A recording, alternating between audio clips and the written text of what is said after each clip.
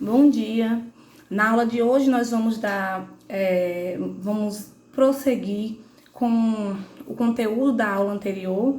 Nós falávamos sobre as grandes navegações, sobre essas expedições marítimas que ocorreram antes de a procura, na verdade, a procura da Rota das Índias em busca daquelas especiarias que eu já falei a vocês.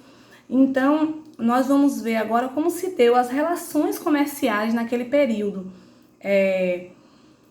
Só para lembrar, nós estudamos até o momento em que Pedro Álvares Cabral, também procurando as Índias, também procurando... Então, como eu disse, Pedro Álvares Cabral também procurando as Índias, em 1500 ele chega ao território que nós conhecemos, nós chamamos, que nós vivemos hoje, chamamos de Brasil. Então, gente, os espanhóis também tentaram, empreenderam grandes viagens marítimas e o objetivo era sempre o mesmo, chegar ao Oriente. Então, a Espanha, quando tenta essa expansão marítima, tenta por outra rota, e é o genovês Cristóvão Colombo que vai comandar essa viagem. Então, em 1492, perceba que é antes de Pedro Álvares Cabral chegar ao Brasil, que ele chega em 1500, em 1492, uma expedição financiada pela coroa espanhola permitiu que o navegador genovês Cristóvão Colombo chegasse a terras desconhecidas até então. Vamos pensar que naquele momento Cristóvão Colombo já tinha uma influência renascentista e ele já acreditava que a Terra fosse redonda. Então, ele acreditava que seria possível alcançar as Índias navegando na direção oeste. Então, indo por essa rota que ele acreditava ser a correta, em outubro de 1492, Colombo chegou à América, especificamente na região das Antilhas, onde hoje é o Caribe. Então, como ele pensava ter alcançado as Índias, ele passou a chamar os habitantes daquelas terras de índios. Cristóvão Colombo, gente, só vai perceber que a terra que ele encontrou não eram as Índias somente em 1501. Eles começaram a perceber que aquele território correspondia a um continente entre Europa e Ásia. E é daí que vai surgir esse continente que nós vivemos, que é a América. Como eu falei, eles já imaginavam que a Terra era redonda, mas eles não imaginavam que existia o continente americano. Eles imaginavam que possivelmente alcançariam o Oriente navegando para o Ocidente. Eles queriam fazer uma volta, né? Por isso que eles já tinham mesmo essa ideia de que o mundo era redondo.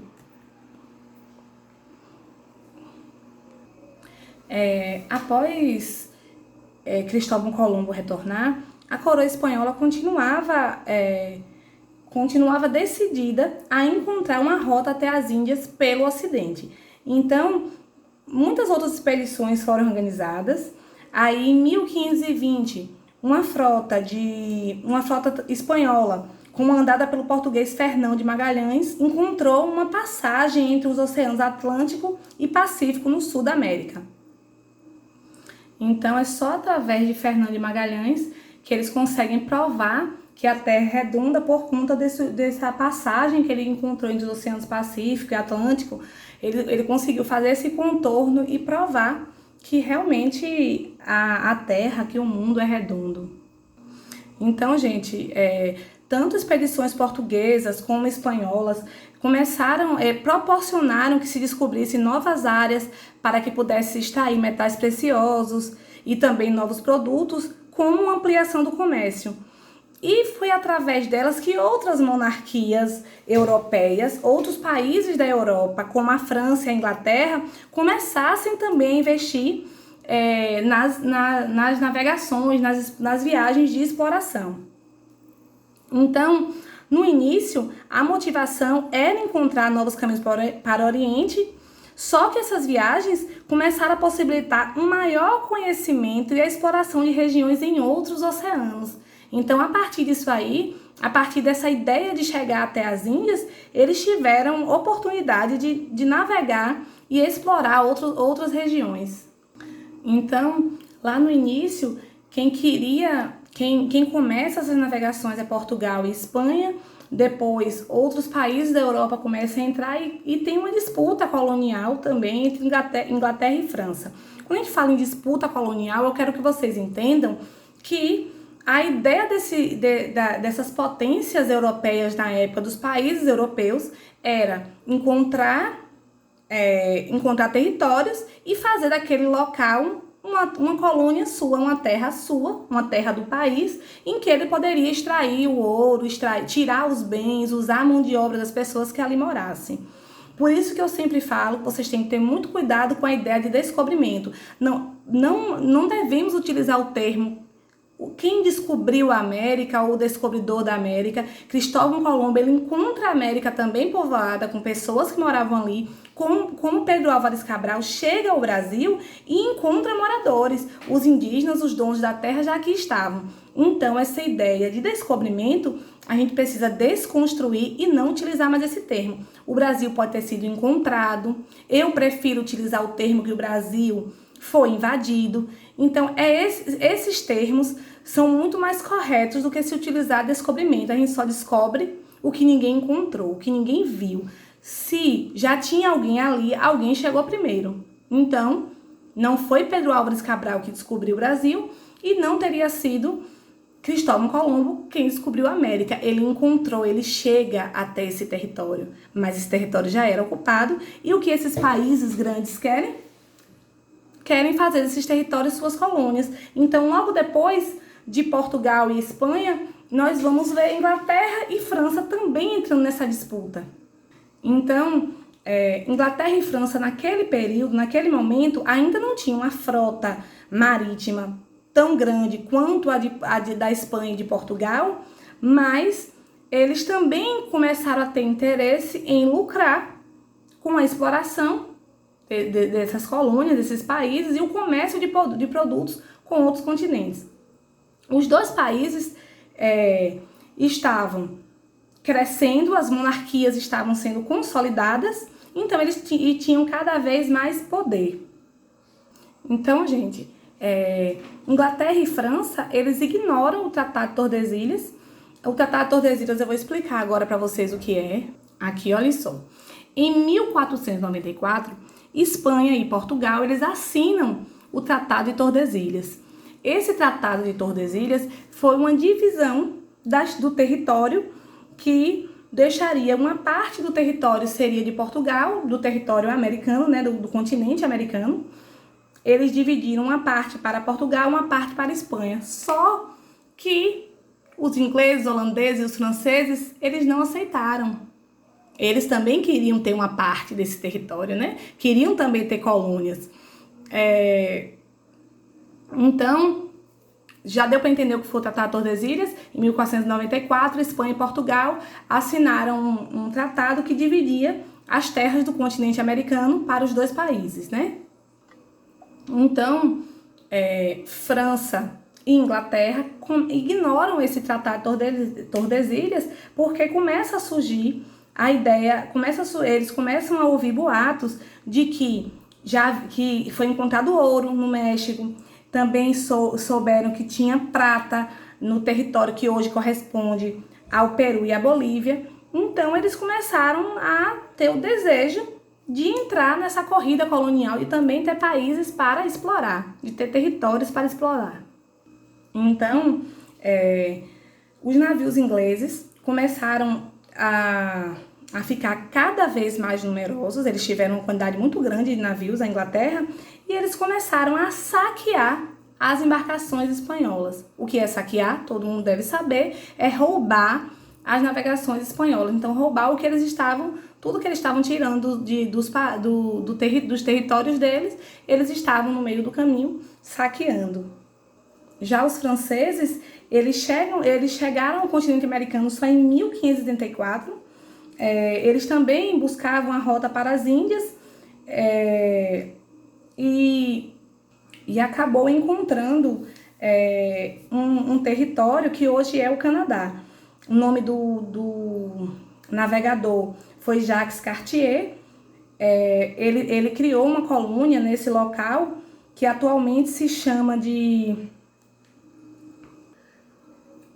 Província Canadense de Quebec.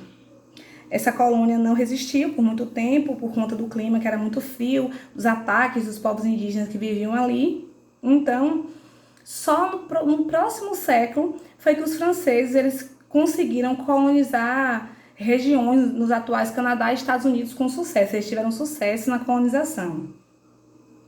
Os franceses também seguiram o caminho da Inglaterra e começaram a saquear, né? Os piratas franceses fizeram muitos ataques às embarcações portuguesas e espanholas,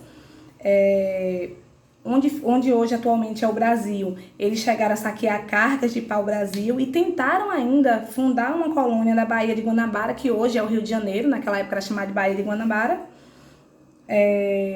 Depois tentaram fundar outra colônia em São Luís, na capital do Maranhão, mas também eles não conseguiram, eles foram derrotados nas duas tentativas. Então, gente, por conta dessa disputa, por conta desse interesse grande dos europeus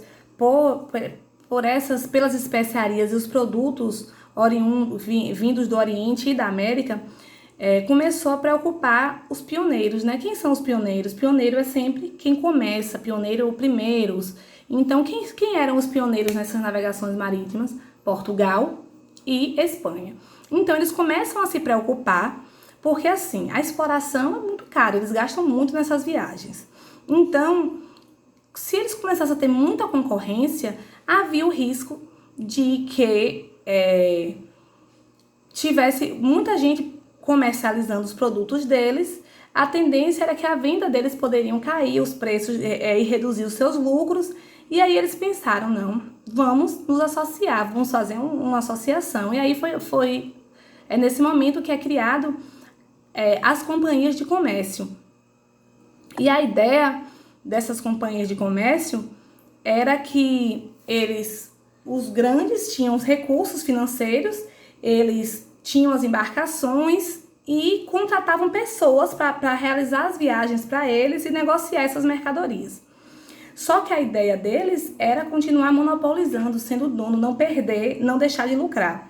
A ideia desses governantes era garantir os lucros dos comerciantes e fazendo com que eles ampliassem cada vez mais os investimentos. Essas companhias de comércio, gente, que eles criaram, eles faziam negócio nas colônias, traziam produtos europeus tradicionais, como pescados, tecidos e vinhos. Então faziam aquela troca que era chamada de escambo, né? Já que não havia ainda uma moeda nessa região. Então eles trocavam o que eles traziam da Europa e traziam as mercadorias que naquela época eram consideradas raras e caras, né? Levavam para a Europa, traziam para a América e para o Oriente os produtos europeus e levavam os produtos dessas regiões para a Europa para vender e ganhar muito com isso. Porque, como eu disse a vocês, as especiarias valiam mais que ouro. Imagine o cravo, que todo mundo sabe o que utiliza em algumas alimentações. A noz moscada, que muitos de vocês já devem ter visto os pais ou os avós fazendo chás com a noz moscada. Tudo isso, naquela época, eram consideradas especiarias e eram caríssimas. Imagine que valiam mais que ouro. Então, eles pegavam essas mercadorias e levavam para a Europa para lucrar. Então, gente, essas companhias de comércio, elas tinham também muita autonomia, porque elas recebiam do Estado autorização para fazer novos povoamentos, instalar povoamentos fortes nas regiões colonizadas. Também poderiam cultivar produtos que eram muito valorizados na Europa. Então, algumas dessas companhias de comércio tinham poderes especiais, que era fazer acordo com governantes e chefes das localidades, podia também cunhar as moedas e poderiam até entrar em guerra contra potências concorrentes e os povos nativos, os povos daquelas regiões que já viviam ali, que não aceitassem a colonização. Se aquelas pessoas não aceitassem a colonização, eles tinham até o direito de guerrear com essas pessoas. Então, gente, ainda houve a Holanda, né? A Holanda também vai se tornar uma nova potência marítima. Veja que nós falamos primeiro de Portugal e Espanha, depois Inglaterra e França, e teve a Holanda também. Então, as grandes navegações, gente, essas navegações que nós já vamos estudando, essa terceira aula que fala sobre esse assunto, proporcionou a formação de grandes impérios coloniais e a criação na Inglaterra e na Holanda de um novo tipo de organização comercial que nós vamos conhecer direitinho. Então, olha só, a Holanda ela já tinha uma forte presença no comércio marítimo do norte da Europa, em uma cidade delas muito importante, que era Amsterdã, tinha um importante centro bancário. Então, foram essas as condições que favoreceram os holandeses a também entrar, a concorrer com os portugueses e espanhóis pelas rotas para o Oriente. Então, em 1580 e 1640, o trono de Portugal esteve sob o comando da monarquia espanhola. Então, fez com que a Holanda, ou fez com que a Inglaterra automaticamente entrasse em conflito com a Holanda. Então, as companhias de comércio das Índias Ocidentais eram poderosas companhias de comércio que monopolizavam a economia mundial. Então, eles mandavam na economia do mundo e geravam uma acumulação de riqueza e poder para esses estados europeus. Então, gente, os holandeses eles só serão expulsos definitivamente da América Portuguesa em 1654, mas eles mantiveram colônias no Caribe e continuaram ainda atuando no tráfico de escravizados para a América. Ingleses e franceses também colonizaram essa região a partir do século XVII e eles pensavam principalmente nos lucros que eles podiam obter com a plantação da cana-de-açúcar, de algodão, de tabaco e de outros produtos tropicais. Aí a gente para analisar um pouquinho. Qual é o significado dessa expansão marítima para os povos, né? Para esses impérios europeus, com certeza significou o quê? Muito lucro. Mas para os povos colonizados, o que significou? Sabe o que significou? Violência, trabalho escravo, intolerância à sua cultura, religiosidade e costumes. Porque esses europeus, quando chegam a esse continente, eles chegam impondo a sua religião, os seus costumes e a sua cultura. Então, para esses povos colonizados, infelizmente, não teve um significado legal para eles, não teve um significado bom. Para eles foi muita violência, a escravidão e toda essa ideia de não tolerar cultura, religiosidade e costumes. Mas também essas navegações é um marco muito grande na história da humanidade, porque foi através dessas viagens que se possibilitou o contato da Europa com outros continentes e nós tivemos uma troca, um intercâmbio cultural e comercial. Na verdade, o comercial eu não vejo muita troca, né? Na verdade, eles tiraram mais do que trouxeram, mas regiões que até então eram desconhecidas ou restritas passaram a ser visitadas e povoadas pelos europeus. Como eu disse a vocês, eles invadem, né? E aí abriu-se um espaço para a colonização de diferentes partes do mundo. Portugueses, espanhóis, holandeses, franceses, ingleses expandiram seus territórios para diferentes regiões das Américas e África, tendo acesso a extensas riquezas e terras cultiváveis, o que levou a uma nova etapa do desenvolvimento comercial.